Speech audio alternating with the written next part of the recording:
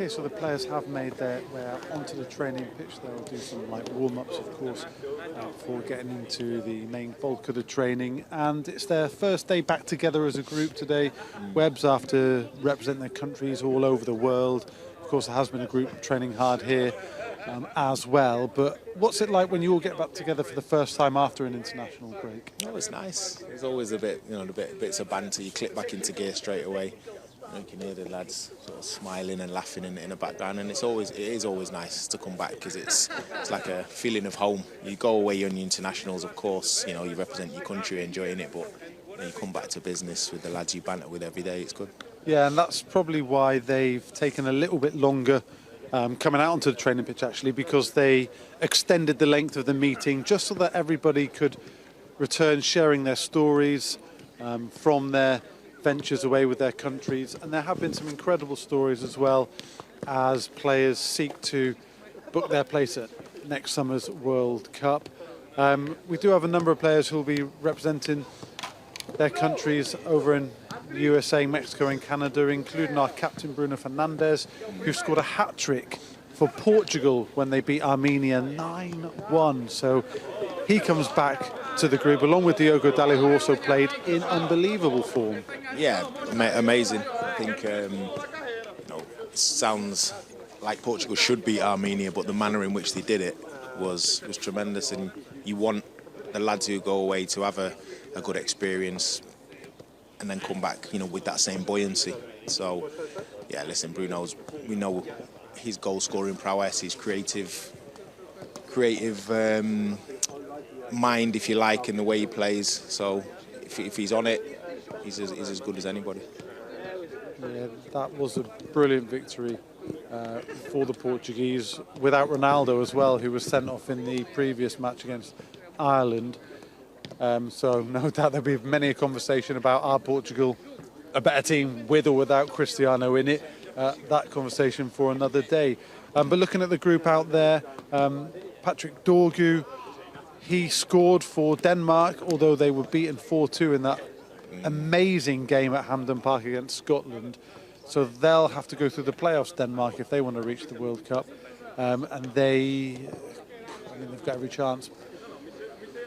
But Dorgu and Højlund in that Denmark team will hope to be there. I see Casemiro out there. He, standing alongside Diogo, will be there with Brazil, alongside Matheus Cunha as well. Diego Leon there, he will hope to be selected for Paraguay over in America. Manuel Ugarte, Uruguay have made it. There's lots of good stories from our players who will be out at the World Cup 2026. Yeah, for sure. But that's what you expect. We want our players to be out in the World Cup because it means you've got the best players. When the more internationals you have, it shows the calibre of players, and that's what Man United should have. So, it'll be interesting. And as you say, there were some really exciting games. When you look back at the break gone by, the Scotland game was really exciting. The Republic of Ireland game also exciting for different reasons. Brilliant game. But that's what the World Cup brings, and everybody out there will want to be out, want to be performing for their nations. But it starts here. It starts with what you're doing here every single week, every day, that enables you to be able to perform at that level for your international team. Ahmad and Mazraoui are just behind the lights, so we can't quite pick them up on camera, but both of those players will be at the World Cup. Sadly, Brian and Burma won't be because Cameroon failed to make it, so not good for Burma, maybe good for United because he gets the summer off. And he's already proven what a brilliant player he is. Yeah, he has his... And I think it's a shame because I want to see people like Brian playing in the World Cup. It's so exciting. So you want to see the best players there. So it's a shame for him, definitely is. But listen, he'll come back stronger in terms of... I'm sure he'll want to make the next World Cup. So... He's been a real shining light for us, Brian, since he's been in the building. Obviously, he's scored his goals, but what he brings to the team is amazing. Brilliant player. Lissandro Martinez there, just knocking the ball about with there's Tyrell Malacia, Mason Mount as well. Great to see Martinez back in that group, and properly on the grass, doing the full training session with the lads? Yeah, it's a long journey. You know, he's had some real terrible luck with injuries since he's been there. But then when he comes back into the team, you see his character, you see what he brings, you know what he brings. But yeah, he's had a rough time with injuries, but he's the sort of person that you know will come through it and come back stronger. So it's great to see him out there. He'll be, you know, wanting to come in and compete for places sometime soon, I'm sure. Do you expect a fully fit Martinez to start ahead of Luke at left centre-back? Maybe that would push Luke out to the left and challenge Dorgu or Dallo as the left wing-back? Is that something you can see happening? Yeah, of course, he's talking about a World Cup winner that is more than, you know, he will want to get straight back in the team. As a player, you don't have the mentality that, you know, I've come back from injury, so I want to wait. The moment you're back playing, you waited for this moment for such a long time that he'll want to go straight back in the team. Obviously, you have to manage his load, you have to manage his minutes and gradually bring him back in.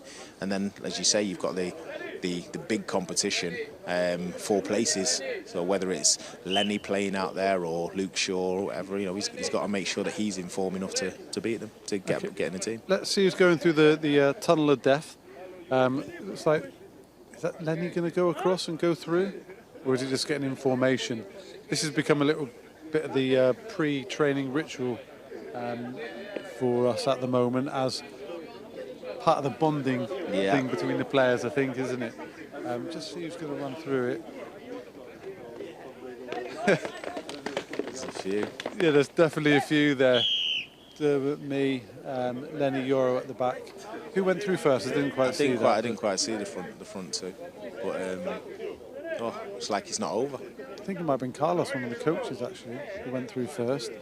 Are they going to put Senna Lamond through it now? He made an appearance for Belgium in the internationals when Courtois was rested, and it was between him and the Forest keeper Sells. And Lamond's got the nod, which is justifiable after the form he's shown in recent matches for us. 100%. I mean, there's always a question mark around people when they, like, you know, he's performing and he was doing well at Antwerp, but can they go to a big club and take that? And he's literally fit like a glove. He's come in, shown a level of composure, playing at the top level. So, quite rightly so, that, you know, Belgian managers looking at him thinking, well, yeah, sure, he can handle this pressure. So, fair play to him. He's been really good. Spiritually good there. You see Ruben in the centre. He's directing things there, of course. Electing people to go through this tunnel. Looks like De Ligt might have to go through. De Ligt, who was actually recalled by the Netherlands, by their boss Ronald Koeman, for the latest international. He was out of the picture for a little while there, but thoroughly deserves his place back after some brilliant form for us. You know what, he leaves it all on the pitch, Matheus. You see it with his, you know, his late equaliser for us. What a goal that was. Brilliant. Down to 10 men, yeah. Odds stacked against you. Richarlison does a ridiculous celebration. Totally. And then De Ligt goes and nods it in. Dallo dancing his way through there. Yeah, Diego Leon as well, and Ahmad. Yeah. So a few of them have gone through the gauntlet there. Yeah. But no, you see it in people's body language. There's a good bounce to everybody, and you just hope that leads into another good run of form where we can get in and around the top 2 or 3 and stay there and keep recreating more good belief in the team. Great conditions here for training today, isn't it? It's a dream. Sun shining on you, the pitch is magnificent, just a little bit of moisture on the surface, zipping about. Would you love to have been out there on a day like this? Yeah, these are the best days because, like you say, there's a little bit of wet on the surface. It's not hot, but it's nice because the sun's out. It's fine when you're running around. It's not great when you just stood still. But in terms of being out there and training, you can't get better conditions than this.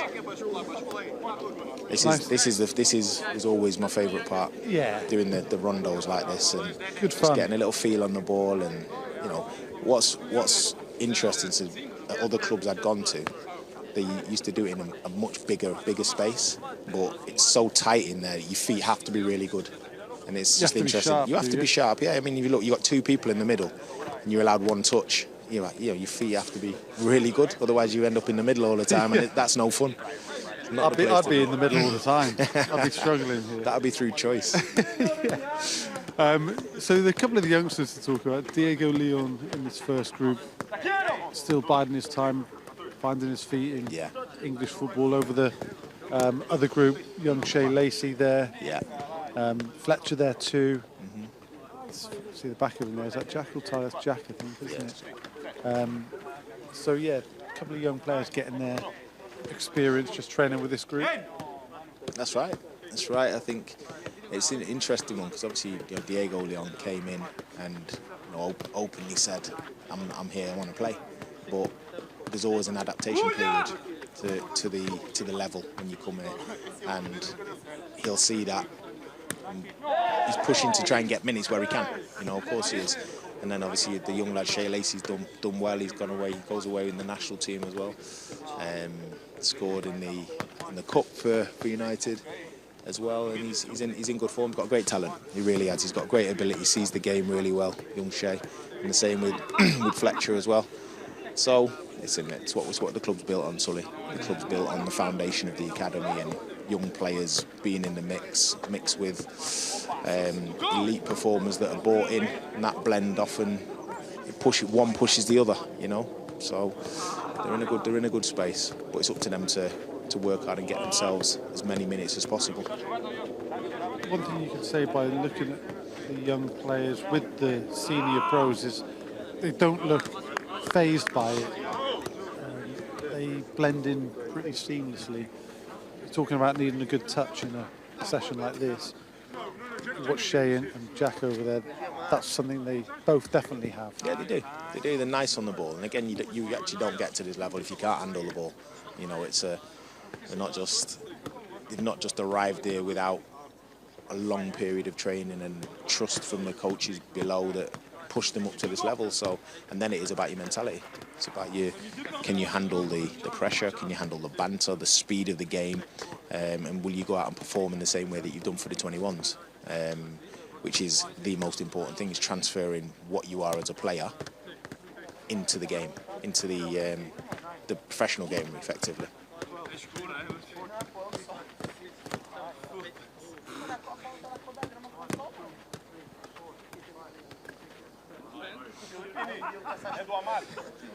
Inside me, bro.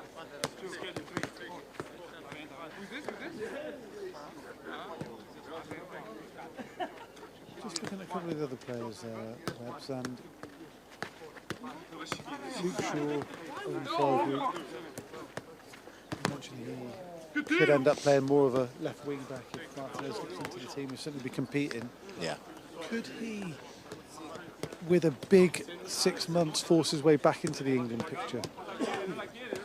Well, there's nobody effectively in the England side that's owned that left back spot.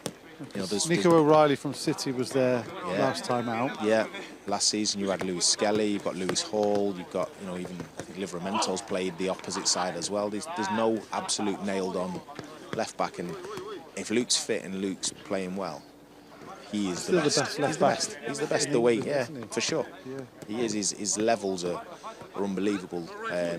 His quality on the ball, his understanding of defensively what to do, he's unbelievable. So yeah, but I'm just happy for Luke that he's consistently training, he's consistently getting minutes, because he's missed a lot of football, and it's not easy. People can say whatever they want, but it's not easy when you're missing a lot of football.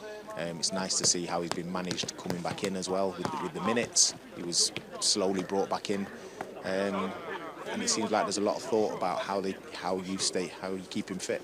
And he will only gain confidence from that and get better. So, listen, you'd never rule it out with him getting back in the England squad at all.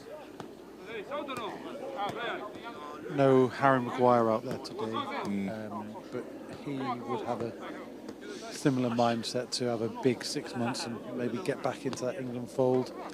No Benjamin Šeško as well. Yeah. Unfortunately picked up that injury against Spurs. So 2 absentees, which is a shame for both players. Yeah, for sure. I think, again, Harry's another one who got huge respect for the way he's dealt with the critics over time and just continued with a level of performance and humility that you can only admire. So, yeah, hopefully he's back soon and back in the mix. And I just feel that he's with your young Šeško, he's got to get himself a run of games. He need that rhythm as a forward. Get yourself a few goals, get that. It's easier said than done, But so I feel for him that he's out for a while. No Cobby either. No Cobby. Yeah, I don't see. He's not out there. I don't know what's. He missed the Spurs game, didn't he? He picked up something before that, Yeah. so maybe there'll be updates on all of our injured players from Ruben in his press conference today. So keep your eyes on the Man United app and on MUTV for the manager's press conference a little bit later. But yeah, I'm sure there'll be some updates in that. And Yeah. let's hope those 3 injured players we just mentioned aren't out for too long. Yeah, for sure. For sure, you know, we spoke about the same with Luke. When Luke's had his time out, it's not nice for anybody. And it's also not nice for the manager, because he can't select, doesn't have his full squad to select from. But he'll be doing everything he can to make sure they're back out there and competing for places soon.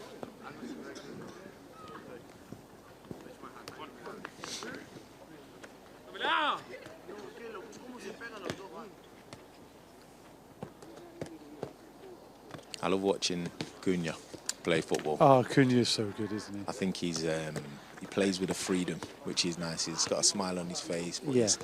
Obviously you can tell he's played a lot of futsal back home in Brazil, because he just plays with that creative flair. It's nice to watch.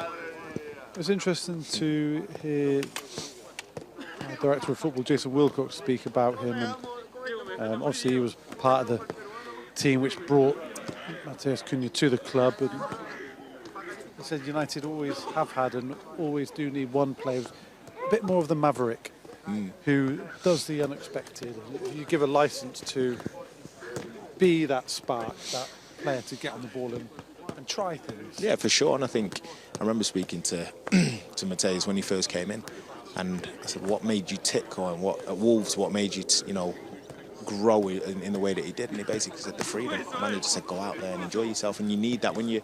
It sounds so Brazilian there. No, but you need it. You need that the freedom to go and play. Yeah. And sometimes tactics can be restrictive, and you need the whole idea. I think when you've got players who create without being told, Yeah. they don't need to know where to stand. But still or whatever fit it is. within the structure and Fit do within the their structure. defensive duties. Then when you attack and have that creative freedom. Yeah, from a defensive point of view, yeah, you get back in and you have your shape. But from an attacking point of view, you've got to find players like that in areas where they can hurt Trust teams. them to use their football intelligence, football their IQ. intuition to make stuff happen. That's it. And sometimes I feel not just in I think just in football in general, it's gone so tactical that players like that, they can make a huge difference, because they bring something that's, again, it's not easy to defend against, and you can't watch a game previously and say, oh, he does that, because he'll do something different the next game. And that's what you need. You need the creative people with their freedom to go and do what they do best. Can't wait to see him on Monday night, if selected, which I'm sure he will be, of course. And we're just about to wrap things up here. Just want to remind you that Ruben's press conference is at 1:30 p.m. UK time, so join us for that. You'll get the latest updates on the squad's fitness and a good preview ahead of the Everton game. Just to finish, Webbs, though, you'll be joining us on Monday night, actually, won't you, for match day. What are you expecting from the game against an Everton side who've been decent without being spectacular, you'd say, but do have some quality, like Grealish and Jai and Dewsbury Hall, who's playing well? So what are you expecting? I expect them to come roll the sleeves up and have a right good go at us, but I expect us to meet them with equal, if not more, fight, and then go out at Old Trafford and show the quality we've been speaking about. So you have to expect us to win the game, but it's not a foregone conclusion. It has to come with the fight and the effort and the respect for the opposition. But really, we should be going out and looking to beat Everton. Yeah, hopefully we will, and then keep that great run going. Okay, that's it for this live training. Hope you enjoyed it on a beautiful day here at Carrington, and we'll see you again for the press conference. Remember, that's 1:30 p.m. UK time. See you soon.